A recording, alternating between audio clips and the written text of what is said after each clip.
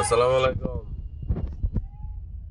দরদিরা কেমন আছেন? দেখেন অবস্থাটা, না দেখলে বুঝতে পারবেন না। দেখেন মানুষ কিভাবে যাচ্ছে নারীর টানে, জীবনের ঝুঁকি নিয়ে তারা ট্রাকের মধ্যে, পিকআপের মধ্যে, খোলা গাড়ির মধ্যে কিভাবে তারা যাচ্ছে।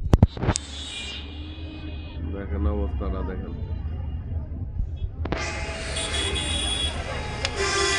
আমি এখন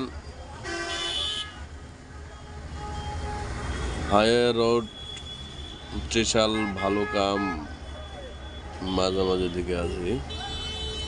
ত্রিশাল এলাকার মধ্যে সাধারণত রাস্তাঘাট মোটামুটি ফাঁকা আছে। দেখেন কেউ মোটর সাইকেলে যাচ্ছে, কেউ বা প্রাইভেট কারে, কেউ বা খোলা গাড়িতে। এই তো মানুষের জীবন। দেখেন কত চাপাচাপি করে মানুষ যাচ্ছে।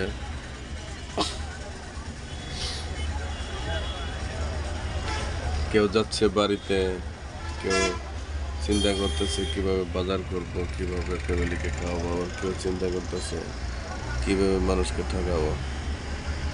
এইভাবে চলতেছে দুনিয়াটা, বড় স্বার্থপর। একজন আরেকজনের উপরে মায়া মহব্বত খুবই কম। শুধু স্বার্থের জন্য মানুষ দৌড়াদৌড়ি করে। স্বার্থ শেষ হয়ে গেলেই আর খোঁজখবর নেয় না। স্বার্থের জন্য দেখবেন আপনার সাথে কথা বলবে, আপনার সাথে বন্ধুত্ব করার চেষ্টা করবে। স্বার্থ হাসিল হয়ে গেলে আর বন্ধুত্ব নাই, কেউ নাই। এই দুনিয়াতে মানুষ বিবেককে কাজে লাগায় না। যারাই মূলত বিবেককে কাজে লাগাতে পারছে তারাই মূলত মানুষ। আর যারাই বিবেককে কাজে লাগাইতে পারছে না তারা দেখতে মানুষের মতো, কিন্তু মূলত তাদের মনুষ্যত্ব হচ্ছে পশুর মতো। তাই আমি বলি, যারা বিবেককে কাজে লাগাতে পারলো তারাই মূলত মানুষ।